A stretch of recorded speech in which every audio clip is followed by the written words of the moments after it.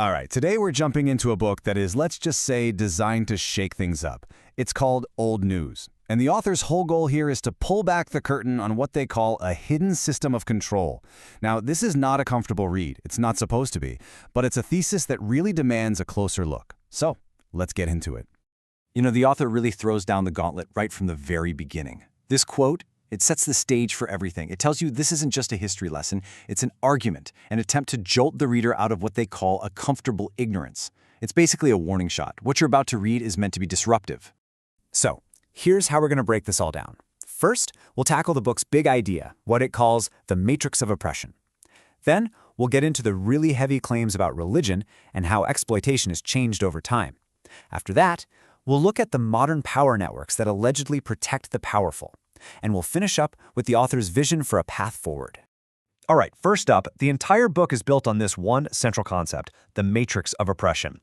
And the key takeaway here is that this isn't about random events or simple prejudice. No, the author argues it's a system built on purpose, designed for one thing: control. So, how does this matrix actually work? Well, according to the author, it's like a three-legged stool. First, you control the mind, and the tool for that is religion. Second, you exploit the body for labor and profit. And third, if anyone tries to fight back, you crush that resistance with systemic violence.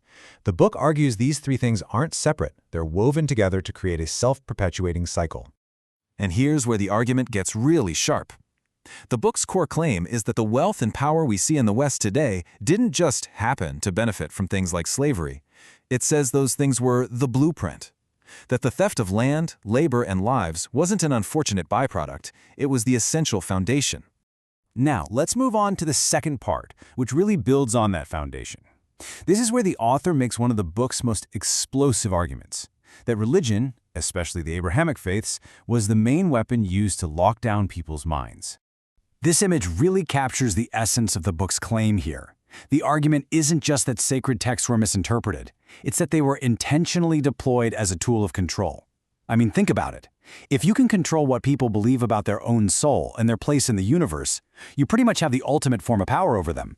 And this is a perfect example of what the book calls selective scripture. It argues that people in power would hammer home verses like the one from Ephesians, slaves obey your earthly masters, over and over again. But at the same time, they'd conveniently ignore or hide passages like the one from Luke, which is all about setting the oppressed free. The goal, according to the book, was to create a custom-built theology that made slavery seem like God's will. The book really dives deep into this one, calling the curse of Ham the theological excuse for centuries of chattel slavery. The author's point is that this story from Genesis was twisted and warped to create a divine justification, a permission slip from God himself for the enslavement of black people. It framed bondage not as a sin, but as destiny. And the book says this wasn't just about ideas, it was about money. It claims that major religious organizations weren't just bystanders, they were active players who profited directly from slavery. It points to examples like the Jesuits selling 272 enslaved people to keep Georgetown University afloat, and the fact that the Southern Baptist Convention was literally founded to defend the institution of slavery. Okay, so let's get into the third section. The argument here is a big one. Slavery never ended, it just got a makeover. The book claims that the underlying systems of exploitation just evolved. They changed their look, but not their basic function.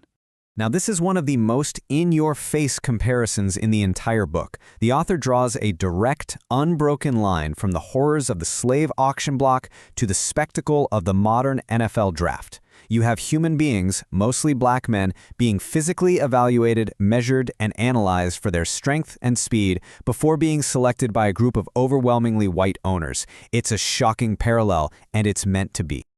The book then takes a hard look at the 13th Amendment. You know, the one that abolished slavery, except, as it says, as a punishment for crime.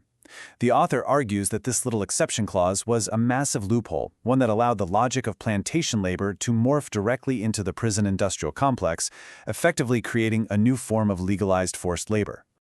And the numbers the author presents are pretty stark. This chart is used to drive home the point about who holds the power versus who provides the labor. You see black athletes making up the vast majority of players on the field or court, but when you look at who owns the teams, it's less than 1%. The book gives this structure a name, the sports plantation. So, if these old systems just changed their clothes, what do they look like today? Well, that question takes us to Section 4. Here, the book shifts its focus to the present day, arguing that there are powerful networks, legal, financial, media, all working together to shield the powerful from ever having to face real consequences. The book uses the Jeffrey Epstein case as its Exhibit A for how this alleged protection racket works. This timeline lays it all out. Decades of allegations, a secret sweetheart plea deal that gave him and his co-conspirators immunity, and finally, his death in a high-security federal jail under, let's face it, extremely questionable circumstances. The author presents this not as a one-off failure, but as the system working exactly as designed. And then, the book connects the dots from the Epstein case to the more recent allegations against Sean Diddy Combs. The argument is that these are not two separate stories, but two examples of the same playbook. A pattern where incredible wealth is used to gain influence, that influence creates a network of people who look the other way, and if trouble ever arises, the same wealth is used for legal firepower, NDAs, settlements, to buy silence and make it all go away. After reading chapter after chapter breaking down this massive system of control, you're left wondering, is there any way out? And that's where the final section comes in. The book shifts from just diagnosing the problem to actually prescribing a solution, or what it calls a path to liberation. So according to the author, the battle has to start in your head. It's what they call decolonizing the mind. The logic is simple. You can't break out of a prison if you don't even know you're in one. So before you can change anything in the outside world, you have to first identify and tear down the mental programming, the beliefs about history, God, and your own value that the book says were put there by the system itself. Okay, so after that internal work, the book gets very practical. It lays out this three-step economic strategy for liberation. It's all about creating what it calls a closed-loop economy. The idea is that by consciously buying, building, and investing within the Black community, you can start to build independent wealth and institutions, which in turn reduces the community's dependence on the very systems the book spends its entire length exposing. And really, the entire book, all the history, all the arguments, it all comes down to this one last question it leaves you with. The claim is that this system of oppression isn't some secret conspiracy. It's hiding in plain sight, so normalized that it's become invisible. And so the final challenge to the reader is a pretty profound one. Once you've been shown the pattern, is it even possible to unsee it?